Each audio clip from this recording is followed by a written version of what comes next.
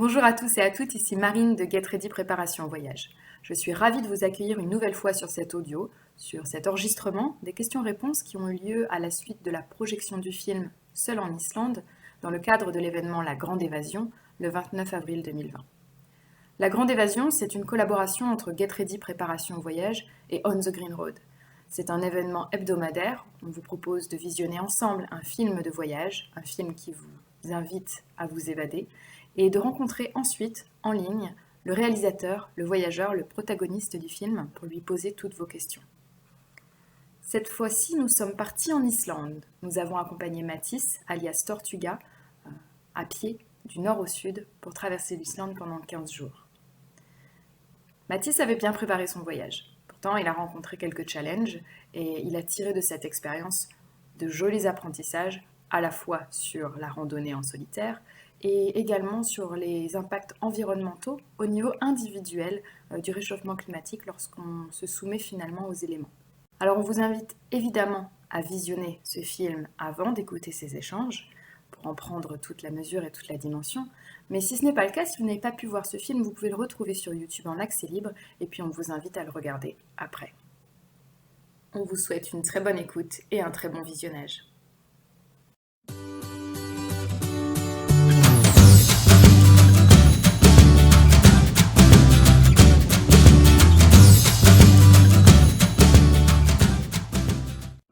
Donc, écoutez, je vous propose de commencer à poser vos questions. Donc, soit vous levez la main, soit vous l'écrivez dans le chat. On a eu une première question, alors on peut commencer avec ça déjà.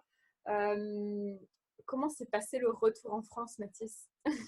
C'est Jérémy qui nous a demandé. Bravo Borissi, comment s'est passé le retour?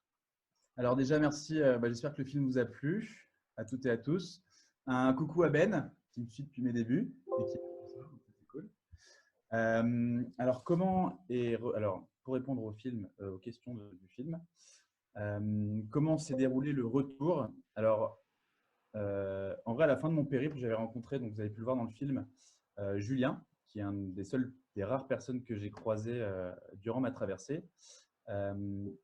Lui, quand il a terminé l'Islande, il s'est mis à pleurer.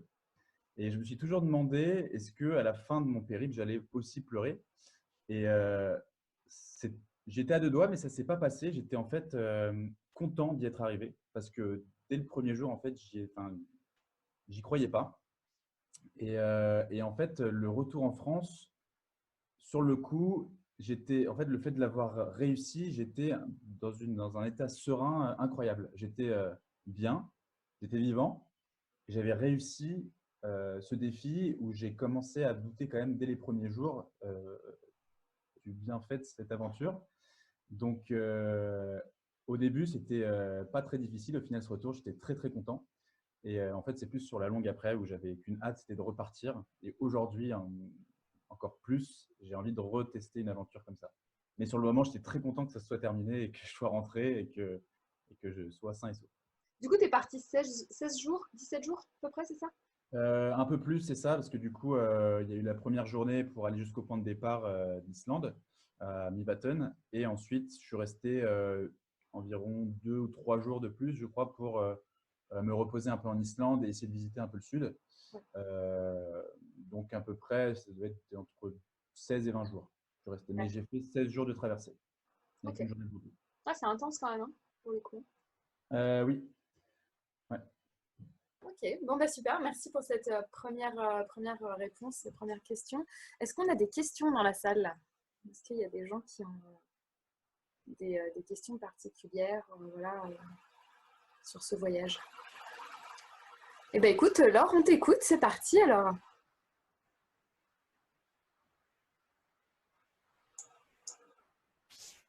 Normalement, on t'entend, il n'y a pas de souci. Ouais, ok, merci. Déjà, merci. Le film était vraiment chouette de partir voyager par là. J'ai une question. Très vite, en fait, tu te dis que le sac à dos, il va être lourd. Et est-ce que dans ta préparation, tu as justement appris à marcher avec un sac à dos et à y mettre du poids ou non? C'était de la préparation physique et voilà, c'est tout.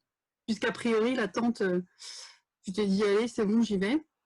Donc, je me avec le sac à dos. Alors, merci pour cette question. Alors, Ça, c'était une de mes premières erreurs, le poids du sac. Le sac était effectivement lourd et il n'était pas le meilleur sac, le plus adapté pour la marche. On me l'avait envoyé gratuitement, donc vu qu'au niveau argent, à ce niveau-là aussi, fallait faire avec ce qu'on avait. Donc je l'ai pris et j'ai eu des moments où j'ai eu mal au dos. J'ai cru que ça allait se bloquer un moment. Donc il y a des moments où je marchais quasiment à 90 degrés en attendant que la douleur passe. Et c'est là où je me disais, j'aurais peut-être dû prendre un meilleur sac, même si j'essaie de répartir le mieux possible. Il était trop lourd. En fait, quand je me suis beaucoup renseigné avant le périple, et généralement, les personnes qui se lancent dans une telle aventure, vraiment mesurer jusqu'à chaque gramme Mm. matériel, de la nourriture, etc. Et je rigolais un peu et je faisais un maximum possible pour réduire le poids, mais je me disais, c'est bon, je vais mettre un peu plus un emballage par-ci, par-là. Et en fait, ça devient très vite très lourd. Moi, j'avais le point positif qu'il y avait l'équipe technique qui était là pour le film. Ouais.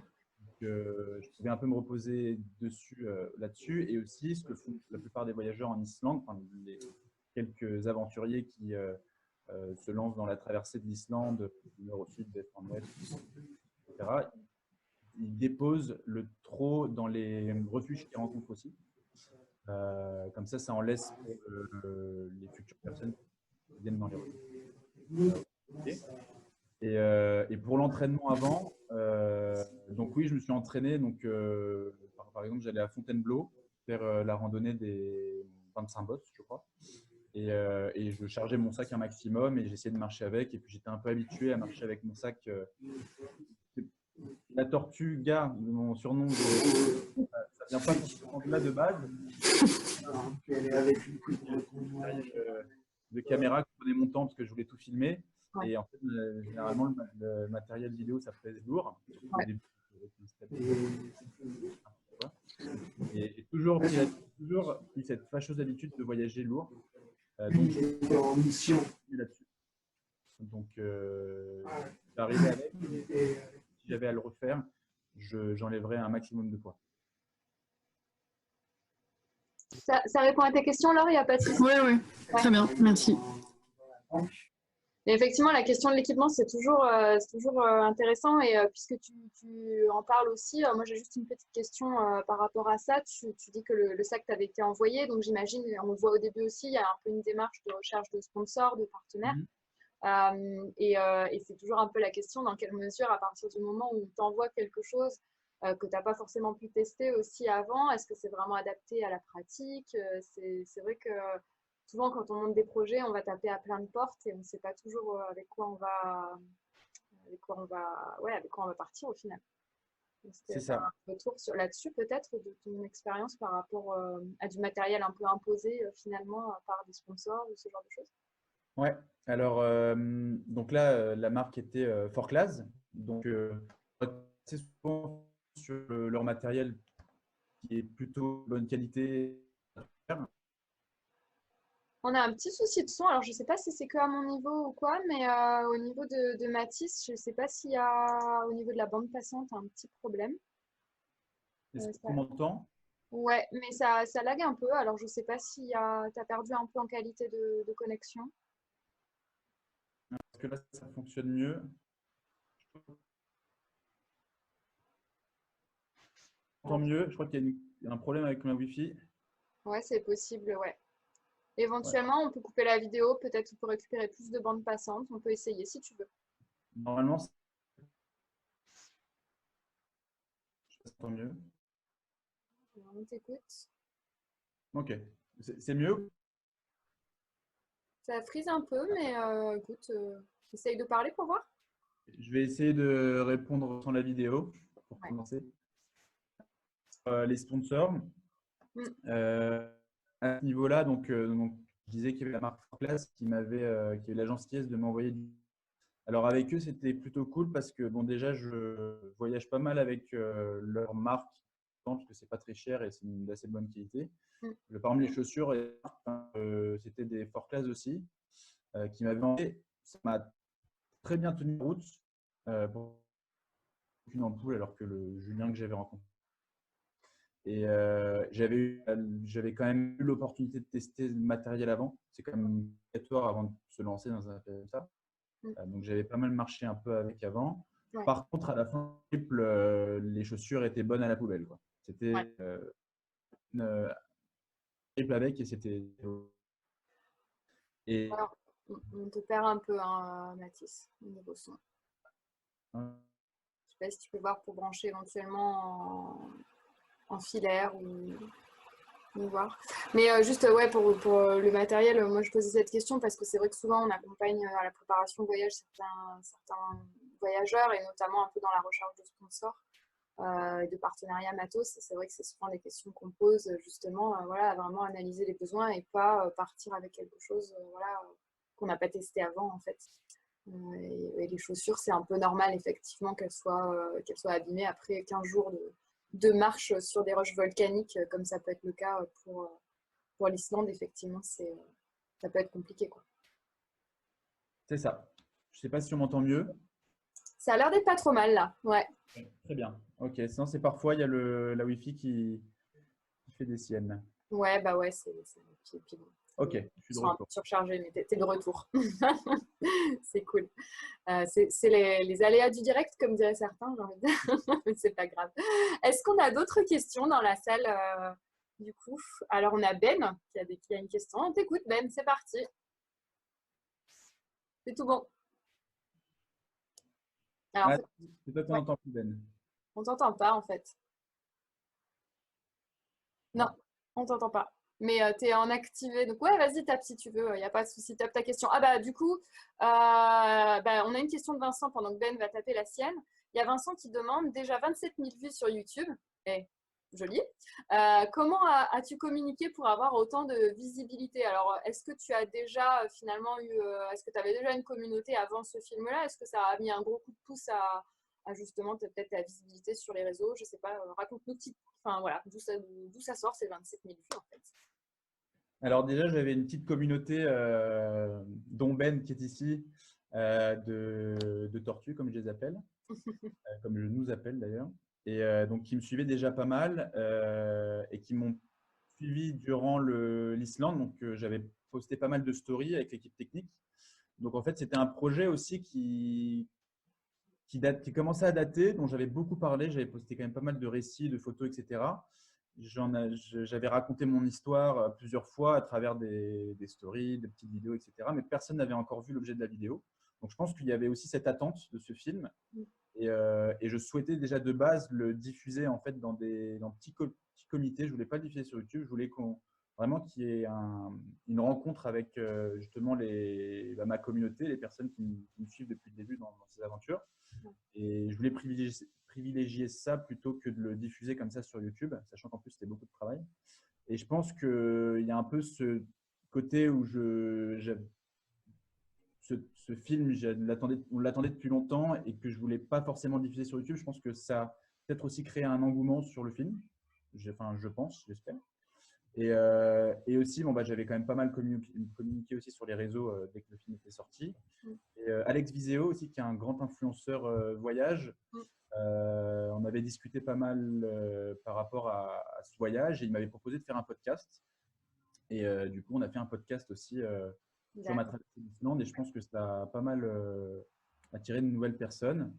Et après, c'est les mystères de YouTube. Il a mis cette vidéo en avant plus qu'une autre. Je suppose que son algorithme, en voyant un film long qui les personnes regardent de A à Z tout le film, ça doit plaire à YouTube. Donc, j'ai peut-être eu un côté de chance là-dessus. Et puis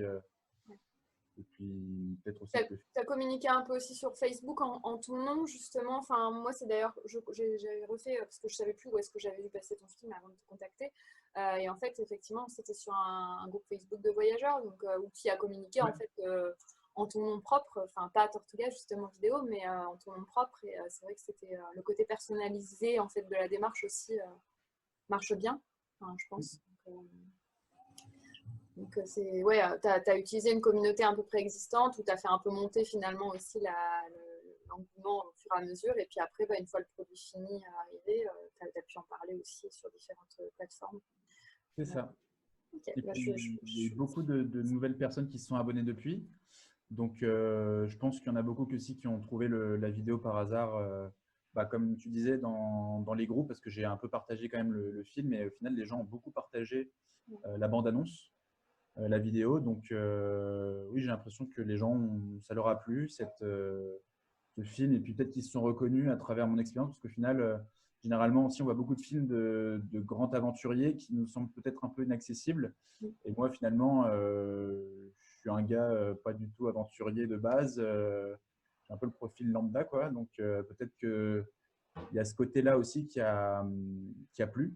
Parce que j'avais, comme je disais dans mon film, campé que 2 fois avant cette traversée d'Islande. Donc, peut-être qu'il y a cet axe aussi là. Ouais, c'est le côté finalement auquel on peut se référer, on peut s'identifier, mais tout en proposant quand même une qualité au niveau des images qui est assez dingue. Donc, c'est vrai que c'est très agréable à regarder, très immersif. En même temps, tu es très nature et on voit que c'est pas téléphoné dans le film. On voit que l'eau est froide, on sent que l'eau est froide et c'est cool quoi. Non, c'est du vite, hein. Ouais. On a pas mal de questions, donc du coup, bah, on va les regarder un peu. Donc, j'ai vu qu'Arthur levait la main, je te donnerai la parole juste après, Arthur, il n'y a pas de souci. On a deux questions qui tournent un peu autour de la même chose, sur le fait justement, ton empreinte écologique, en fait, parce que c'est quand même quelque chose qui te préoccupait et que tu as voulu aborder dans le film. Et pour autant, il y a quand même cette question de l'équipe technique qui est en véhicule. Est-ce que tu t'es interrogé sur le fait de prendre l'avion, parce que ça participe finalement à grande échelle à la fonte de ces glaciers que tu vas voir. Donc, est-ce que tu t'es questionné là-dessus? Puis, est-ce que tu projettes de faire un autre voyage 100%, un temps soit peu que ce soit possible, mais green? Oui, alors ça, c'était dès le début, dès que je commençais à préparer le projet, en fait, c'était des gros questionnements que j'avais. Sachant qu'à cette époque-là, en fait, j'avais aussi un problème de temps et d'argent. Donc, c'est-à-dire que je travaillais à ce moment-là. Donc, j'avais vraiment que 20 jours qui m'étaient imposés. Donc, c'est-à-dire que j'avais réfléchi à d'autres moyens de transport pour me rendre en Islande, mais ça prenait beaucoup trop de temps. Donc, il y avait ce côté ici, ce côté budgétaire aussi qui me limitait. Et mon objectif, c'était quand même de traverser l'Islande et c'était mon grand rêve à pied en prenant la marche. Et en fait, j'ai dû faire des concessions là-dessus, c'est-à-dire que je n'ai pas réussi à trouver d'autres solutions. Type technique, j'avais essayé de trouver d'autres solutions aussi par rapport à. C'est comme une poulka, mais qu'on va tirer avec des roues derrière en marchant. Mais je trouvais pas, ça faisait pas vraiment partie ça collait pas avec le projet que je voulais faire. Et en fait, le problème, c'est que je pouvais pas porter le drone, je pouvais pas porter les caméras tout seul. Et vu que c'était ma première grande expérience et que en même temps, j'avais peur aussi d'échouer à ma traversée, c'était aussi très rassurant ce côté de ces deux personnes, ces deux amis qui étaient là à mes côtés. Donc, on a décidé de prendre cette voiture, qui d'ailleurs, on a essayé de prendre la plus économique et la plus écologique possible. Et ben, on a vu que ça passait pas du tout. Il aurait fallu des énormes 4x4 que je voulais pas, qu'on n'avait pas du tout de budget, ni ça n'aurait eu aucun sens de louer ce genre de véhicule. Et du coup, en fait, la solution qu'on a trouvée, c'est que on va en fait reverser une partie de la somme qu'on va récolter avec, donc de base, je voulais avec la diffusion du film en salle, à une association qui en fait reverse ses dons à des projets qui actent pour justement le réchauffement, pas pour le réchauffement climatique, mais des projets qui vont justement contre ce réchauffement climatique. Donc, on va reverser en fait une partie des dons là-dessus. C'est la solution. En fait, on ne va pas annuler notre impact carbone. C'est une sorte de compensation d'une manière. Ouais, c'est une sorte de compensation. Donc, ça donne un peu un bon esprit. Enfin, comment dire, ça nous donne bon esprit. J'ai plus le. Bonne conscience? Bonne conscience. Là-dessus. Ouais, mais c'est sûr. Ouais. Je suis d'accord. Donc, on a pollué en notre manière avec ce véhicule et l'avion. Mais je voulais absolument effectuer cette traversée. Je voulais absolument qu'il y ait un sens aussi à ce film. Et j'espère que sur le long terme, le film va peut-être revoir à certaines personnes leur façon de voyager, et moi en premier, et peut-être plus privilégier les voyages longs avec la marche, le vrai contact avec la nature, plutôt que d'utiliser que le véhicule. Et pour le coup, je n'avais pas trouvé d'autre solution que d'avoir cette équipe technique et de prendre l'avion. Mais évidemment que plus je vais acquérir de l'expérience, plus je vais me sentir à l'aise là-dedans et plus je vais tester de nouvelles choses. Et j'espère qu'à un moment, j'irais traverser le monde à pied avec zéro Ou à déchet, vélo. à vélo, comme on en parlait tout à l'heure. Ouais. Mais j'y arriverai, mais il me faut du temps là-dessus et un peu d'expérience. Ouais, c'est sûr. Et puis, comme Aude le dit, les équilibres sont parfois durs à trouver entre les rêves et les réalités écologiques. Et c'est vrai que je pense qu'on en est un peu tous là, on se pose un peu tous ces questions. Ouais. Après, c'est aussi l'enjeu, hein, c'est voilà, je pense qu'on a tous des cheminements différents et il nous faut tous un voyage en particulier ou une expérience en particulier pour justement avoir le déclic de se lancer sur des modes un peu alternatifs et notre approche. Mais c'est vrai que c'est assez compliqué et même avec Pierre et Nicolas, à un moment, on pensait même à dire en fait, oublie ce côté écologique dans le film, ça n'a pas de sens, on a pris une voiture, etc. Et on était à deux doigts de faire qu'un film sur la traversée et j'étais là, non, c'est hors de question parce que du coup, l'équipe technique, on avait utilisé une voiture justement pour aller à la rencontre du chercheur, justement, des personnes qu'on a interviewées, chose que j'aurais jamais pu faire tout seul. Ouais. Donc, on avait tous ces éléments et il fallait les exploiter. Et puis, on a beaucoup hésité parce qu'on se disait ça va faire hypocrite de parler de ça alors qu'en fait, c'est basé sur ma marche, sur ma traversée, etc. Et en fait, j'ai trouvé que ça avait quand même du sens d'en parler et que du coup, on l'a Il fait. faut juste être prêt pour les questions et c'est bien, c'est tout à fait Mm. bien justement voilà, d'être transparent là-dessus.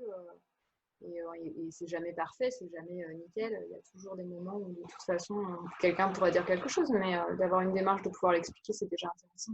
Donc, c'est pertinent, je pense, effectivement, de l'avoir laissé au sein du film. Et du coup, c'est eux qui sont allés interviewer justement les personnes pendant que toi tu marchais. Eux, ils ont eu un petit voyage entre guillemets parallèle. Quand tu te demandais ce qu'ils étaient en train de faire, c'était ça. Voilà. Donc, un gros problème de communication, évidemment. On n'avait pas de... Il n'y avait que eux qui recevaient mes signaux GPS. Et il y a un moment, j'étais là, en fait, je suis vraiment tout seul ici. Pourquoi qu'est-ce qu'ils font là, etc. Mais en fait, c'était avec la fatigue et ce questionnement. On se sentait un peu abandonné à ce niveau-là et tous les paysages étaient plats et monotones depuis des jours. Donc, on commence à se remettre en question. J'essaie d'utiliser un peu la méditation que j'avais appris dans mon monastère bouddhiste, à essayer de méditer sur mes pas, sur la marche, mais avec la douleur, c'est très compliqué. Ouais. Et puis, il y avait ces pensées qui se ressassaient. Et c'est assez compliqué. Et, voilà, et à côté, et ben, en fait, ils ont réussi à rencontrer Harry, qui est un grand géologue en Islande. Elle est à la rencontre avec des locaux. Et il y a juste donc la Ranger où on était Landmanalugar quand on l'a interviewé et j'étais avec eux à ce moment-là. Mais sinon, oui, c'est eux qui ont fait le gros du travail au niveau documentaire. Cool. Ouais, du coup, c'était un bon complément. Puis j'imagine que même si on les voit finalement un peu moins en termes de quantité d'images, ils ont aussi un rôle prépondérant du coup dans ce film. C'est ça. Tu Ben, parles de ta préparation mentale un petit peu par la méditation, notamment, enfin des outils en tout cas auxquels tu as fait référence. On a une question de Ben qui demande si ta préparation au Mont Blanc t'a servi pour ton voyage en Islande. Donc j'imagine que du coup tu as crapahuté un peu autour du Mont Blanc. Est-ce que tu as fait le tour du Mont Blanc ou une partie et comment ça s'est intégré à cette préparation? alors, c'était presque ça, Ben. Alors, j'étais monté le glacier d'Arola en Suisse. D'accord. C'est de ça dont tu parles? Ok, c'est ça. Super. Bon, de toute façon, il avait pas j'avais fait une vidéo dessus, donc merci d'avoir suivi, Ben. Et, donc oui, en fait, j'avais fait, c'était avec un organisme qui justement prépare des voyages d'aventure comme ça. D'ailleurs, très récemment, ils ont proposé la traversée de l'Islande, donc encadrée. Ça s'appelle Explora Project. Ouais, je vois très bien, ouais. Donc c'est super. Et j'avais fait juste ça justement avant pour m'entraîner un peu et j'avais escaladé le glacier d'Arola en Suisse, donc avec crampons et piolets et avec le sac.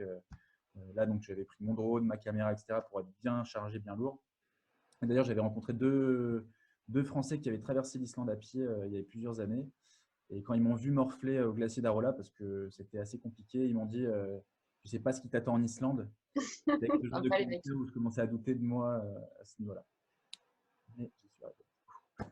Ça se fait. Faut puiser dans les ressources, mais ça se fait. Ouais.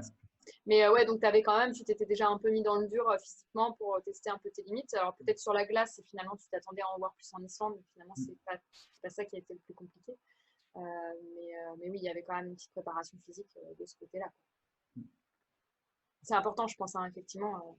on peut partir en se préparant peu physiquement, mais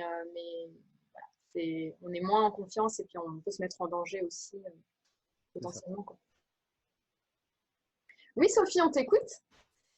Ben, d'abord, merci beaucoup pour ce beau voyage, cette belle aventure. C'est très inspirant de voir des vidéos comme ça, donc merci. Moi, je voulais savoir, je suis curieuse de savoir comment tu t'es orientée pendant tout ton voyage. Voilà. Bonjour Parce que Sophie, merci pour ta question. Alors oui, donc en fait, on a pu me voir très souvent avec porter un espèce de truc devant moi, enroulé à mon cou. Donc c'était les cartes qui étaient plastifiées. Je pensais m'en servir plus, alors qu'au final, bah, j'avais aussi un GPS à côté. Et le GPS, avec un GPS, ça fonctionne très bien. Donc j'avais téléchargé la carte avec un logiciel Basecamp que j'avais recherché l'itinéraire déjà par rapport à d'autres personnes qui avaient traversé l'Islande et que j'avais un peu adapté par rapport au terrain plus récent. Mais sinon, avec la carte, on peut très bien voyager qu'avec la carte parce qu'en fait, vu que l'Islande est assez plat et dégagé la plupart du temps au centre, on a un très beau point de vue tant qu'il n'y a pas de brouillard. Et par exemple, les 2-3 premiers jours, j'avais en visuel deux petites montagnes, on les voit dans les vidéos un peu en format rond, carré. Et en fait, on les voyait pendant 2-3 jours, donc on se repérait très très bien avec ça. Et les GPS, j'utilisais vraiment quand il y avait du brouillard ou quand j'étais en altitude, c'était un peu plus compliqué de se repérer. Mais sinon, globalement, c'était assez simple à ce niveau-là. J'étais un peu inquiet et carte et GPS, ça fonctionne très bien. Effectivement, on en a parlé un petit peu, je me souviens, dans notre premier appel au niveau de la, enfin, quand on a préparé cette conférence, ce visionnage. Et puis, c'est vrai que l'un des enjeux de l'Islande, c'est que finalement, il y a possibilité de faire plein de choses hors des chemins et de tracer, en fait, d'avoir ton propre tracé. Moi, il y a une question, et ensuite je passe la parole à Arthur, dont la réponse a été en partie répondue, mais il y en a une autre question. La question que j'avais, c'est justement, quand on parle écologiquement parlant, empreinte sur la végétation, alors il y en a peu dans une grosse partie d'Islande, mais il y a quand même des sols qui sont potentiellement riches. On a eu ce débat, notamment à la première projection par rapport aux tourbières en Alaska. Est-ce que le fait de sortir des sentiers officiels, à ton sens, a un impact justement environnemental au niveau de l'Islande à grande échelle, puisqu'on sait que c'est un pays qui est très visité maintenant? Complètement. Complètement. Donc, il faut savoir, comme je disais, que c'est des roches volcaniques et la végétation pousse très, très doucement là-dessus, très, très fragile. Et c'est pour ça que en fait, j'ai essayé le maximum de mon temps de suivre les pistes qui étaient déjà, entre guillemets, tracées quand j'en avais. Ouais. De traces de pneus ou certains endroits, il y avait des piquets parce que c'était des sentiers, surtout au début et à la fin. Mais il faut vraiment un maximum faire attention. Et une des choses que j'ai appris quand je fais de la randonnée, c'est le plus possible de regarder derrière moi et de me rendre compte, en fait, comme s'il n'y avait aucun être humain qui était passé ici. Essayer de laisser le moins de traces possible, même au niveau traces de pas, comme si Le on Leave était… No Trace. Deux, pardon? Leave No Trace. Voilà, c'est ça. Ouais, ouais, ouais. Bah, on en reparlera si vous voulez d'ailleurs, enfin, à d'autres occasions, parce que moi j'avais publié un article sur le blog de Get Ready sur le bivouac responsable, justement pour, en cas de bivouac, laisser le moins de traces possible derrière soi et le jeu de piste inversé. Donc, enfin, c'est un sujet, je pense, qui est vraiment hyper important, d'autant plus qu'on trépigne tous d'aller dehors et d'aller réenvahir la nature. Donc, voilà, si on peut le faire sur la pointe des pieds, c'est mieux. Mais bon, c'est un autre sujet. Qui mériterait un webinaire entier. Il y a Ben qui dit les premières végétations et le sourire de Tortuga dans la vidéo. Et c'est clair, on voit que ça te change et que ça te fait du bien de voir de la verdure. Est-ce que c'est monotone? Parce que finalement, tu es parti entre guillemets que 15 jours, mais la marche a ce pouvoir voilà, de te mettre sur une espèce d'état méditatif. Est-ce que justement, c'est un peu monotone? Pour parler plus de mes sentiments à ce niveau-là, je me rappelle que j'ai lâché une larme. En fait, c'est quand j'ai commencé à marcher, où j'ai eu un pièce de vidéo. retour brutal à la réalité. En fait. Alors, on t'a reperdu.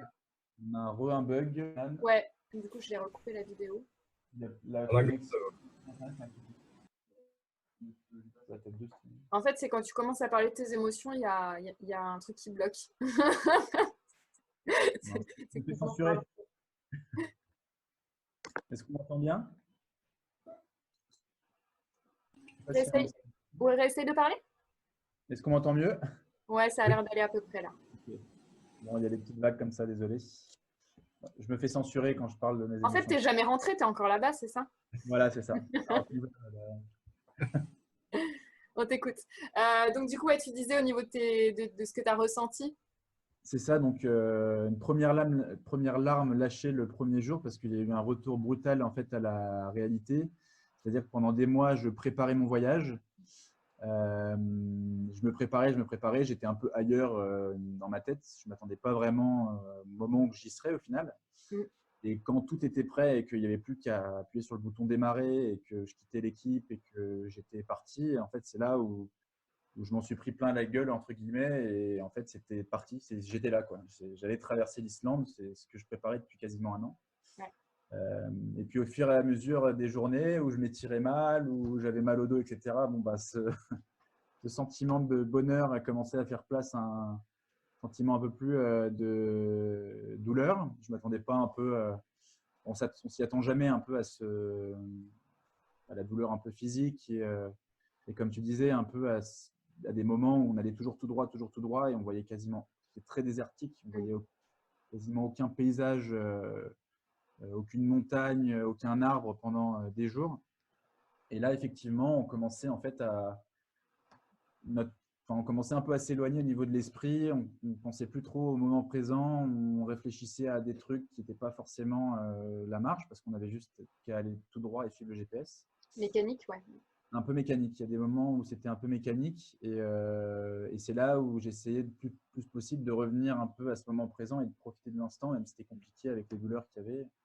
Mais il y a eu tout. Et en fait, les journées que j'ai préférées, finalement, c'était les journées les plus difficiles physiquement parce que justement, on était moins monotone, entre guillemets, et on pouvait se fixer des objectifs. C'est-à-dire que quand j'escaladais le volcan, par exemple, ou quand j'étais vers la fin au niveau du Landmannalaugar avec toutes ces montées et ces descentes, on pouvait toujours se fixer un objectif de monter en haut de cette colline. Après, aller deuxième étape, on continue. Après, il y a une remontée, une descente. Il y avait un rythme en fait.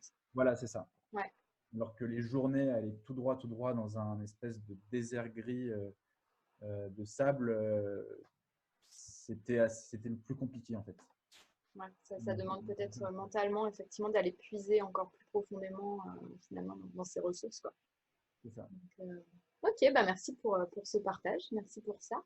Il y a Arthur donc qui avait encore des questions en stock, m'a-t-il dit. Donc bah Arthur, on t'écoute si tu le souhaites.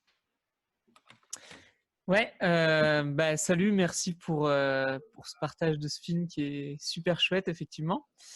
Moi, je me posais une question sur au niveau de la diffusion qui était prévue, parce que du coup, tu as parlé un petit peu de diffusion en salle. Du coup, j'imagine que ça a dû être touché par le confinement. Et je voulais savoir un petit peu qu'est-ce qui était prévu à la base. Est-ce que c'était des diffusions dans des événements plutôt voyage, ou est-ce que tu essayais de viser aussi des événements un peu sur le côté écologique, vu que tu parles pas mal de ça? Est-ce que ton public a l'air d'être plus voyage à la base? Est-ce que tu voulais te tourner un petit peu sur un public écologique? L'impact que ça a eu de ne pas pouvoir faire cette diffusion-là, et comment tu te retournes aussi après en ce moment? On voit que tu arrives quand même à le diffuser apparemment, vu qu'on est là ce soir. Donc voilà, je me demandais un petit peu ça. Merci pour ta question, Arthur. Alors, pour te répondre, oui, de base, en fait, la diffusion en salle était prévue le 2 avril ou le 12 avril, je crois, donc en plein début du confinement. Et en fait, j'avais juste prévu de base de louer une salle en région parisienne et d'inviter du coup ma communauté, une centaine de personnes à venir voir le film et peut-être en refaire une autre diffusion et ensuite tenter de diffuser dans des festivals ou des concours. Sauf que cette deuxième partie de festival-concours, je m'y connaissais pas et je m'y connais encore pas énormément. Je sais que j'ai déjà participé à quelques petits concours, mais c'était pour des plus petites vidéos, comme la vidéo Maman qui est arrivée en finaliste du trophée touristique de la vidéo l'année dernière. Donc, j'étais arrivé 2 fois, je crois, en finale, avec 2 vidéos en 2 années consécutives. Mais ça s'est terminé. Donc, c'était le seule expérience de concours ou de festival que j'avais eue. Donc, moi, l'objectif, c'était vraiment d'abord de le diffuser en salle et de rencontrer un peu ma communauté, de pouvoir discuter autour du film, autour de mon expérience, comme on en fait en fait à ce moment-là. Et ensuite, je voulais aussi, vu que c'était un format film, tenter de démarcher Ushuaïa TV ou des petites chaînes de télévision. C'était un peu l'objectif, mais le problème, c'est que plus je me renseignais là-dessus, plus j'avais l'impression qu'il fallait quand même avoir une équipe de production, une vraie équipe de production pour le coup, dès le début du projet, et que c'était plus compliqué de proposer un film qui a déjà été réalisé, en fait, qui a déjà été monté. Donc, j'ai assez vite abandonné l'idée. Et puis, en fait, c'est quand j'ai discuté avec Alex Viseo, quand on a fait notre podcast, qui m'a dit, mais Mathis, diffuse ton film maintenant, quoi, c'est le moment. Justement, on est en pleine période de remise en question sur notre façon de vivre, de voyager, etc. Et que ça peut peut-être apporter des réponses à certaines personnes. Et je me suis dit qu'effectivement, c'était peut-être l'occasion de diffuser ce film-là et que forcément, plus de gens le verraient déjà. Et que peut-être qu'on réfléchirait un peu à cette nouvelle façon de voyager à l'avenir. Est-ce que ça répond à ta question, Arthur? Ouais, tout à fait. Et du coup, pour le futur, est-ce que ça te remet en question aussi sur les moyens de diffusion, entre guillemets, traditionnels et enfin, tu as dû parler un petit peu avec On the Green Road, peut-être, et eux, leur diffusion plus à aller chercher le public directement. Il est curieux, Arthur. Ouais. Il se passe des choses en backstage, oui. Je te laisse répondre, Mathis. Alors, si j'ai bien compris la question, c'est plus est-ce que au niveau du format de Dans le futur, maintenant, comment tu te retournes? Est-ce que tu penses peut-être, vu que tu as vu que aller diffuser avec des réseaux qui vont directement voir le public, comme Get Ready on the Green Road, est-ce que du coup tu comptes partir dans le futur sur plutôt des réseaux comme ça, plutôt que de continuer à essayer de démarcher ou des choses comme ça? Ok. Ouais, je pense que en fait, il y a du point négatif et des points positifs en fait, dans chaque décision qu'on pourrait prendre. Mais c'est vrai que ce point positif, le fait de le diffuser comme ça sur les réseaux et de pouvoir aussi échanger comme ça, justement, c'est de pouvoir toucher le plus grand nombre et de véhiculer plus facilement l'image. Donc, c'est ça qui est génial. Il y a quasiment 30 000 vues aujourd'hui sur la vidéo. J'ai eu la chance du coup de rencontrer Marine et Get Ready et On the Green Road. Donc, moi, je trouve ce format génial, le fait de pouvoir diffuser, échanger et de pouvoir quand même discuter autour du film. Après, le démarchage, démarcher pour pouvoir démarcher les chaînes plutôt et proposer un film et de le vendre. Là, le point négatif, ça va être toucher moins de monde, on est moins libre dans ce qu'on veut créer parfois.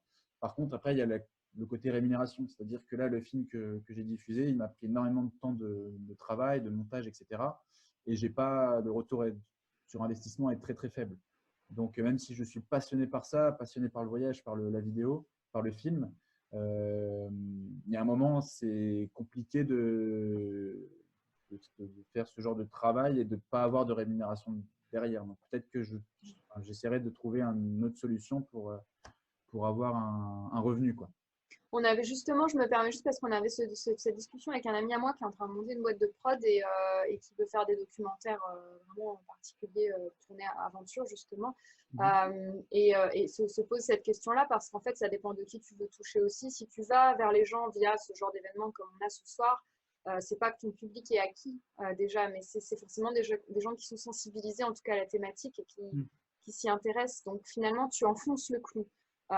Et tu vas donner des clés à des gens qui peut-être ont déjà la volonté d'être acteurs d'un changement.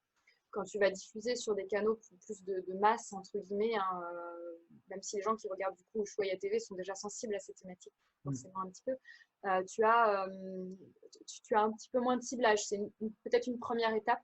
Donc finalement, le message que tu vas passer dans tes films est formulé un petit peu différemment Oui, aussi.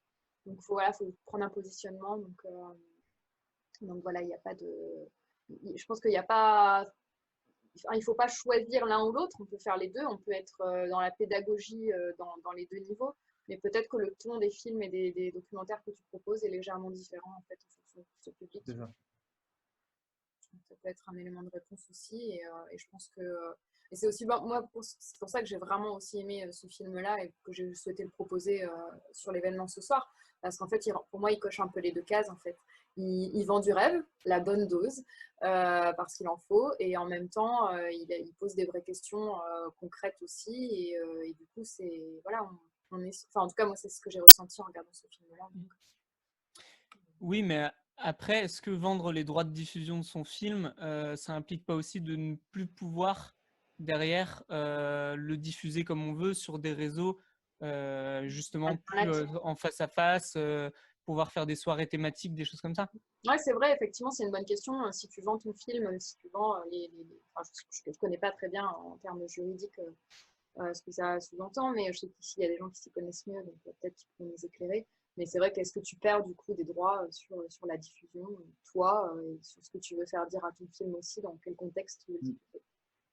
Et c'est vrai, pour un peu rebondir dessus aussi, par exemple, le cas de Mathieu Torder, où j'étais allé voir en avant-première son film quand il a atteint le pôle Sud. Lui, il est passé par une équipe de production, justement, ça a été diffusé sur Ushuaïa TV, d'ailleurs, un superbe film. Et du coup, il ne le diffuse pas sur les réseaux. Je ne pense pas qu'il ait vraiment le droit, donc il ne peut que vendre le film et le proposer à la vente, je pense. Et aussi, le côté dérangeant enfin, le côté négatif, on va dire, c'est vraiment la boîte de production donc, qui a monté son film. Après, peut-être qu'aussi, il n'a pas les compétences de montage. Mais il y a ce côté je trouvais dommage, en fait, quand tu vis une expérience aussi dingue que celle-là, qui est une expérience qui te marque à tout jamais, que tu as envie de le retransmettre en vidéo, c'est compliqué de déléguer ça à une équipe de production à côté qui tente de faire ressentir le plus possible les émotions que tu as pu vivre là-bas. Alors que bon, quand ça vient de toi, tu es beaucoup plus libre de pouvoir choisir la musique, choisir les images, tu connais un peu l'histoire qui s'est passée, c'est beaucoup plus simple de transparaître ces émotions dans le film, quoi. Alors, en fait, ça rebondit vachement. On a eu ces discussions-là à plusieurs reprises déjà à la fin des films qu'on a regardés, de savoir si tu pars avec un projet de film, donc tu sais ce que tu dois à minima tourner, ou en tout cas tu as des petites idées de ce que tu veux, même si rien ne se passe jamais comme prévu, ou, ou, si, ou si tu prévois ton film au retour, en fait, enfin, que tu crées ton film au retour, et à quel point le fait de devoir filmer certains éléments pendant ton voyage impacte aussi la manière dont tu les vis. Au même titre qu'un voyage qu'on aurait fait il y a 15 ans, et ben, sans Instagram et sans les smartphones, on le vivait peut-être différemment. Je dis pas mieux ou moins bien, hein, mais différemment en tout cas d'aujourd'hui. Euh, Ouais. Ça peut jouer aussi, je pense, effectivement au niveau de l'impact sur le voyage en lui-même. Est-ce qu'on a d'autres questions dans la salle? Alors, je vais regarder si quelqu'un lève la main, parce que je vois pas toutes les caméras, vous êtes tellement nombreux. Ah, j'ai Ben. Ben, on t'écoute. Je sais pas, j'essaie de redémarrer la vidéo, mais ça ne fonctionne pas. Alors, c'est parce, Ouais. c'est parce que moi, je t'ai empêché de le faire. Ouais, C'est bon, tu Ah, peux redémarrer ta vidéo. Ben, du coup, on t'écoute? est-ce que vous m'entendez cette fois? Oui, Oui, on entend ton Ah, accent même. parfait. Salut ma tortue. Bon, au moins tu mets un visage sur des messages maintenant. ouais. Ça fait plaisir de te voir. Moi, en tout cas, pour commencer, déjà, je te souhaite bon courage pour les 10 000 abonnés sur YouTube. Ah, tu le mérites, franchement, vu la qualité de tes vidéos. Et bon, on a peut-être le futur Nicolas Hulot de la télé parmi nous, on ne sait pas, bientôt. Mais moi, j'ai eu quelques critiques, petites critiques. Après, je comprends que c'est la durée que tu dois sortir ton film aussi. Tu connais maintenant un petit peu Anne, qui fait partie de mon groupe et qui est une nouvelle fan de ta chaîne, qui m'a posé une question par rapport à l'écologie dans ton film. Est-ce que tu aurais pu mettre un peu plus en avant, par exemple, l'écologie, par exemple, sur la fonte des glaciers et peut-être des virus qui s'y trouvent en dessous et qui sont en train de ressortir? Je crois que tu en avais déjà parlé dans une de tes vidéos sur YouTube. Ouais. Et est-ce que tu n'aurais pas pu mettre un petit peu plus en avant ce côté-là, par exemple, dans ta vidéo? Je sais que tu étais limité, je sais que tu as encore quelques vidéos peut-être à sortir en plus que tu voudrais faire un format plus long. Est-ce que tu serais prêt à l'évoquer, quoi? Ouais, justement, j'ai eu pas mal ce retour et c'est aussi pourquoi je disais au début que je me posais beaucoup la question avec l'équipe technique de est-ce que on n'omettrait pas cette partie écologie parce qu'au final, en fait, ça devrait être soit la traversée, soit l'écologie. Est-ce que ça fait pas trop, euh, comment dire? Et au montage aussi. Il y a ça aussi, mais en fait, c'est surtout que le truc de base, le film, c'était quand même la traversée de l'Islande. Ouais. Et je voulais en fait quand même m'axer sur cette traversée, mais je voulais pas que le film soit basé que sur la traversée. Euh, Moi, je me rappelle aussi, en reprenant Matthew Torder, je me rappelle quand j'étais allé voir son avant-première, il avait un regret, c'était que son film n'ait pas un côté écologique et qu'il voulait que son prochain film ait un côté un peu plus écologique et qu'il n'y ait pas que son expérience sportive et d'aventure. Et ça m'avait un peu marqué aussi quand il m'avait dit ça. Et je m'étais dit, bon, en fait, parce que je me posais ces questions déjà, est-ce que je fais un documentaire full sur la fonte des glaciers ou un documentaire full ma traversée? Et en fait, c'est ce entre-deux. Parfois, ça reste un entre-deux, quoi. Ouais, Ça puis fait une c'est version difficile, plus longue. t'es déjà à 1h12. En général, les documentaires, même ou les films, si tu veux les présenter après, c'est plutôt du 50 minutes. C'est vrai que enfin, en général, c'est les formats que les gens utilisent pour les docus, en tout cas. Donc, ouais, il faut trouver un juste milieu. Ouais. Mais je suis d'accord que on aurait pu pousser encore plus ce côté-là. Euh, Après, je voulais pas non plus faire l'expert que je n'étais pas sur le domaine. Donc, on n'avait que les paroles en fait qu'on a des personnes qu'on a interviewées. On a eu la chance d'interviewer d'ailleurs Harry, le géologue. Je pense que sans lui, on aurait peut-être omis cette partie sur la fonte des glaciers. Et aussi, on a eu beaucoup hésité à le mettre parce qu'à un moment, il nous expliquait clairement que en fait, la fonte des glaciers en Islande, ça posait un problème. C'était pour l'esthétique de l'Islande, pour aussi certains problèmes sur le courte durée. Mais sur le long terme, en fait, c'est ça par rapport à ce qui se passe au Groenland ou dans d'autres parties du monde. Et en fait, il a bien appuyé ça. Il a dit oui, le Vatnajökull va fondre, mais en fait, la planète, elle s'en fout du Vatnajökull. Et on était là, on se regardait à la fin du périple, on se dit, mais en fait, ce qu'il nous dit, c'est que le Vatnajökull, il fond, et on s'en fout un peu. Donc en fait, non, sur le court terme, on ne s'en fout pas. Il y a quand même des impacts, comme on a pu le voir avec les Yokullop. Mais Quelle prononciation d'ailleurs? Yokullop, ouais. Et si à l'avenir, il y avait un projet à refaire, par exemple, aller voir au Groenland et questionner les locaux là-bas, voir, parce qu'apparemment, eux le vivent, ils sont beaucoup plus impactés par ça, même au niveau de la vie des locaux là-bas. Certainement que je pousserais plus d'un côté, côté écologique. Peut-être que j'aurais appris de mes erreurs aussi par rapport à ce premier film. Mais je comprends bien et c'est quelque chose qu'on m'a beaucoup retourné et que j'ai noté. Ouais. Il y a, du coup, on a eu Jérémy qui dit dans des bonus. Donc oui, je pense qu'effectivement, j'ai vu que notamment tu avais publié aussi quelques scènes coupées au montage sur ta chaîne. Donc voilà, si jamais vous voulez aller voir la chaîne de Tortuga Vidéo, et ben c'est avec grand plaisir de toute façon. Il y a Je toujours suis en train beaucoup de de travailler choses. justement sur une version un peu plus longue parce que j'ai eu beaucoup de retours sur un peu plus de préparation. Peut-être une partie un peu plus longue sur la conclusion, sur comment justement en fait j'explique un peu au niveau de l'écologie, mais comment on pourrait faire pour voyager de manière un peu plus responsable. Donc je me suis dit peut-être que je rajouterai une partie là-dessus, rajouter un peu peut-être plus d'images de paysages. Donc je vais faire une version un peu plus longue qui celle-ci sera payante, histoire de pouvoir un peu avoir un retour sur investissement dessus. Mais de toute façon, je prévois de le projeter cette version longue sur Paris dès qu'on va pouvoir ouvrir les salles et enfin avoir cette rencontre avec et cette discussion qu'on peut avoir autour de cette version longue.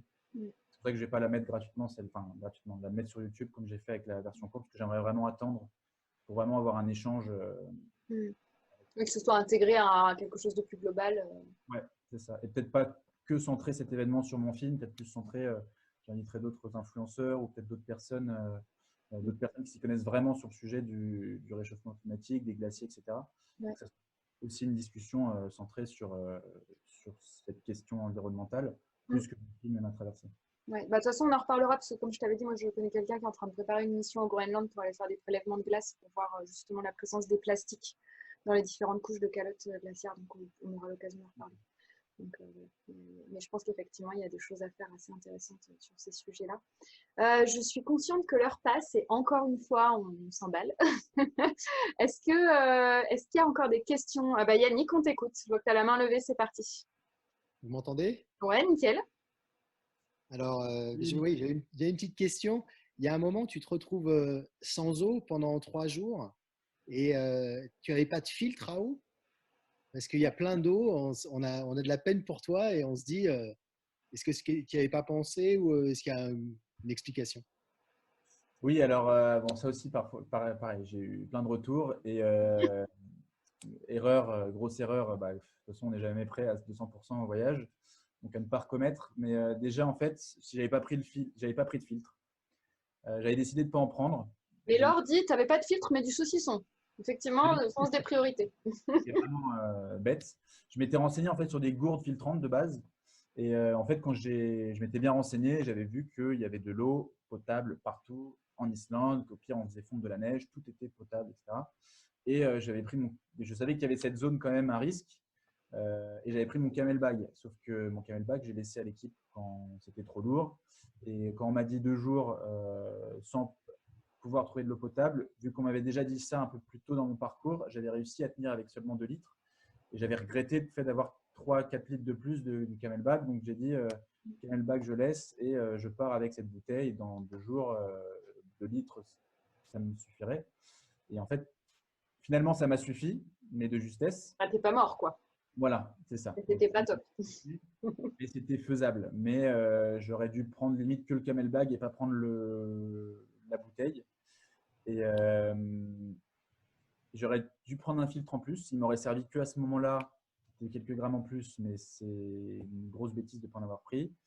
Les pastilles ne servaient à rien par contre à ce niveau-là parce que c'était vraiment de la boue. Donc c'était pour ça que c'était pas potable. Donc, ouais, c'était une erreur de ma part à ce niveau-là. Et en fait, le fait aussi que le temps était plus chaud que je ne le pensais, surtout au centre de l'Islande à ce niveau-là.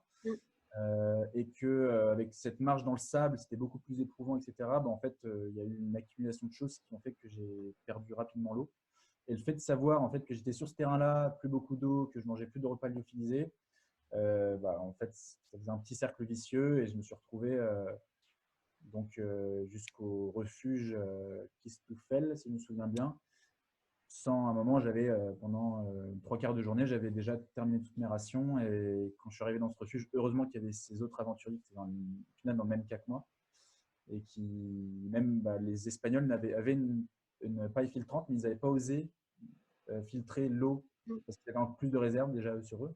Ils n'avaient pas osé filtrer cette eau. Et en fait, c'est en arrivant au refuge qu'ils se sont rendus compte qu'il n'y avait pas du tout d'eau. Et pour la petite anecdote que je n'avais pas racontée, mais quand je crois que c'est le Français qui est arrivé le premier au refuge à ce niveau-là, plus tôt dans la journée, en fait, ils ont attendu à ce niveau-là pour se reposer et pour essayer de s'hydrater. C'est pour ça qu'on s'est rencontrés à ce niveau-là.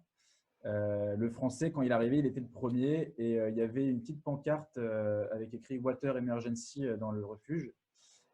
Sauf que c'était pas très bien compréhensible. Il y avait un espèce de bac qui était plus ou moins vide en dessous avec de la boue. C'est ce qu'ils ont filtré quand je suis arrivé. Et en fait, c'était à côté d'un petit tuyau qui, au final, ne ramenait pas autre chose que de l'eau. Et en fait, il a commencé assoiffé à boire dans ce tuyau-là. Et j'espère que Julien n'écoute pas à ce moment-là. C'était de l'essence. En fait, c'était une réserve d'essence pour justement des véhicules s'ils arrivaient à ce niveau-là. En fait, il a commencé à boire de l'essence. Ouais. Et il m'a dit qu'on s'est revus à la fin, il m'a dit qu'il y avait le goût de l'essence pendant je ne sais pas combien de jours de cette traversée. Ouais. Mais juste pour rebondir sur l'eau, il y a Aude qui parle de LifeStrogo, il y a plein de systèmes effectivement de filtration d'eau. Après, il y a différents principes à appliquer, mais ce qui est vrai, c'est que de toute façon, il y a peut-être une chose sur laquelle il faut, enfin, je pense que tu l'as appris malheureusement, enfin, à tes dépens, finalement, la conséquence a été peu grave, mais il y a une chose indispensable, c'est celle-là. C'est un peu la règle, une des premières règles de base justement sur l'eau et dissocier aussi comme tu le disais, hein, les pastilles, etc., il y a deux choses différentes. Il y a la filtration dans un premier temps pour enlever justement le côté boueux et ensuite le traitement pour enlever tout ce qui est virus, bactéries et autres. Et c'est vrai qu'il y a des gourdes aujourd'hui qui font quasiment ensemble. Donc, C'est ça. Et sachant qu'aussi, l'eau qu'on avait réussi à filtrer à force, enfin que les Espagnols avaient un peu filtré avec leur filtre, ça provenait un peu de la boue un peu glace de fonte qui était avant dans les environs, qui était dans l'emergency water. Et ça n'apporte aucun minéraux, aucun nutriments. C'est vraiment une histoire d'avoir de l'eau. Donc il existe aussi des pastilles pour rapporter ces valeurs nutritionnelles, je ne sais pas si on peut dire ouais, ça. tout ce qui est électrolytes, etc., Voilà. les sels minéraux, etc., de l'eau, pour que l'hydratation ne soit pas juste en fait de l'eau, mais que ça fixe justement tout ce que doit apporter normalement de l'eau, à savoir les sels minéraux, entre autres. Donc, ouais. Mais ça, c'est un truc vraiment important pour le coup, quels que soient les voyages. Et je pense que tant qu'on n'a pas testé, qu'on n'a pas expérimenté la soif, c'est compliqué. Moi, ça m'est arrivé en Australie où on est parti un peu bon, bref, mauvais choix, c'était il y a longtemps. Mais on s'est retrouvé effectivement, la seule chose qu'on a pu boire, c'était l'eau d'une boîte de petits pois. Et voilà, c'était la seule manière qu'on avait de s'hydrater. C'était un peu compliqué. Donc, on n'avait pas d'eau, mais on avait une boîte de petits pois. Donc, allez comprendre les choix des fois. Donc, ouais, je ne juge pas le saucisson avant le filtrage. Mais c'est sûr qu'on s'en rend compte. Il vaut mieux que ce soit sans trop de conséquences. Je ne me rends pas compte de la valeur de l'eau. Hein. Ouais. Voilà. C'est clair. Ça répond à ta question, Yannick? Ah oui, oui, bien sûr. Juste une petite, comme ça, sans réfléchir, c'est quelle est la chose qui t'a le plus surpris dans le voyage? Parce que tu as très bien préparé la chose et finalement, moi, je me suis demandé s'il y avait vraiment un endroit de perte qui t'avait particulièrement surpris. Moi, c'est la traversée du Gué au centre de l'Islande qui m'a fait le plus peur, où j'ai pu voir un peu comment je réagissais dans des vrais. En vrai, c'est un peu ce que je recherchais aussi, c'est de voir comment j'allais réagir dans des situations complètement inconnues. Et, euh, et à ce moment-là, de la traversée du Gué, en fait, je savais que je prenais en fait une mauvaise décision parce que normalement, quand la ranger l'a dit, je me suis documenté avant, l'expérience me l'a dit aussi. Quand on a quelque chose dont on n'est pas trop sûr, on ne le fait pas. Le problème, c'est que si on m'appelle aussi la Tortuga parce que je suis assez lent, donc je prends mon temps. Je suis arrivé en fait à ce niveau du Gué en plein milieu de la journée et trop proche du glacier du Vatnajökull. Donc en fait le courant était quasiment à son maximum, voire presque. Et en fait c'est pas du tout le moment de la journée où il faut y aller. C'est comme un mini Yokulop en fait qui se passe. Et j'aurais dû planter ma tente un peu plus loin, attendre le lendemain matin, que le courant soit moins fort et traverser. Sauf que j'avais soif et que cette eau était toujours cette eau du glacier qui n'était pas à ma portée. Donc j'ai pris le risque et j'ai traversé. Donc j'ai choisi l'endroit le plus large, ce qui faisait, parce que plus c'est large, moins il y a de courant. Et le problème, c'est que c'était très très large et je voyais quasiment pas l'autre bout de ce gué-là. Et plus j'attendais, plus le niveau montait et plus en fait, on ne s'en rend pas vraiment compte à la vidéo, mais le courant était vraiment fort. Et avec le poids du sac, j'étais vraiment poussé en avant, en arrière. Du coup, moi, je me poussais vers l'avant. Et quand je suis arrivé au milieu et que même en tâtonnant le bâton, je me suis enfoncé d'un coup dans le sable et que j'ai failli me faire emporter, c'est là où j'étais pas prêt à ça, quoi. Et puis je me donnais des ordres en criant, en disant vas-y, tu vas y arriver. J'ai fait demi-tour, j'ai retraversé le gué et ça m'a bien fait flipper ce niveau-là. Après ça, je me suis dit c'est mains dans la poche, les mains dans les poches. Est-ce que moi j'ai bien aimé par rapport à ça, c'est que tu as coupé ta caméra en fait. Enfin, il y a beaucoup de gens qui, juste pour se filmer justement sur l'événement ou sur ce qui est en train de se passer, t'accrochent un peu à leurs images, mais tu l'as mentionné dans le film. En tout cas, après tu t'es dit, ok, bon, là stop, c'est pas le moment de filmer, il y a autre chose sur lequel je dois me concentrer, Ouais, la sécu, et je pense que c'est important quoi. Et ouais, comme le dit Aude, il y a un mécanisme de protection et d'alerte un peu de notre cerveau qui se met en place à certains moments, et heureusement d'ailleurs. Ça nous évite aussi certaines bêtises. Et enfin voilà, moi j'explore pas mal le sujet de l'intuition par rapport à la sécurité, parce que je travaille dans la sécu, mais la notion d'intuition et voilà, le gut feeling aussi est assez important. Donc, et même si on n'est pas prêt, même si on ne s'est pas préparé à un événement, si on écoute un peu son intuition, qui est finalement une accumulation d'expériences qu'on a eues par le passé, on arrive à s'adapter en fait. C'est ça. On a un peu digressé, Yannick, mais ça répond à ta question. Oui, oui, Ouais, merci. je t'en Merci. prie. Est-ce qu'on a une autre question? Et puis, si on n'en a pas, on va pas tarder à conclure. Alors, on a Ben qui nous partage des dossiers, a priori, sur toi. Donc, voilà, si vous vous demandez pourquoi on appelle Mathis la Tortuga, ne vous moquez pas. Donc, voilà, je vous laisserai le lien YouTube à regarder. Je sais pas Non, sur quoi on va tomber, mais je suis pas sûre de vouloir savoir. Merci en tout cas, Ben, pour les dossiers. non. Mais en tout cas, voilà, est-ce qu'il y a une autre question peut-être avant de conclure? C'est bon pour vous? Bah, merci beaucoup. Alors, bah, du coup, peut-être un dernier mot à toi, Mathis, déjà, par rapport à ce soir, par rapport au film, voilà, s'il y a quelque chose que tu veux rajouter. Bah, super. Enfin, j'ai beaucoup de concepts. C'est un peu ce que je recherchais justement quand je voulais faire cette diffusion sur Paris. Donc, au final, le live, c'était sympa aussi. Il y a eu beaucoup de gens au live, mais on n'a pas vraiment ce contact à discuter, à répondre aux questions. Donc, c'est vraiment cool. J'espère vous retrouver pour la version longue sur Paris. Et merci à vous d'avoir regardé le film d'ailleurs, ça me fait vraiment plaisir. Mais pour terminer là-dessus, en fait, je ne suis pas du tout un expert aventurier. J'espère un jour le devenir, mais loin de là. Pas du tout un expert en climat. C'est juste que je voulais montrer que bah, c'était mon rêve d'aller traverser l'Islande, d'aller voyager en Islande en tout cas d'une façon différente. J'ai voulu me mettre un défi, un challenge. Et en fait, c'est un peu pour prouver aussi que tout est un peu possible. Et puis, j'ai toujours voulu réaliser mon propre film. Donc, c'était surtout là-dessus. Et en fait, d'une idée, tout est possible. On n'a pas besoin d'être Mike Horn ou d'être né dans une famille qui voyage depuis des générations et des générations. Si on a une idée, il faut juste se lancer et rester quand même prudent. Faites un petit stage Get Ready avant de partir. Deux. Faites un petit stage Get Ready avant de partir pour l'eau, la sécurité, tout ça. Je devais le placer. Pardon. Non. Non, mais blague à part, t'as quand même carrément bien préparé ton truc. Donc, chez Get Ready. Et non, mais voilà, en fait, c'est après ce genre d'expérience que quand je suis revenu, je me suis dit que vraiment tout est possible. Et un jour, je m'étais dit que j'allais traverser l'Islande tout seul avec mon petit sac et faire un film dessus. J'aurais jamais cru. Donc voilà. C'est une très belle conclusion. Comme quoi, quand on veut, on peut.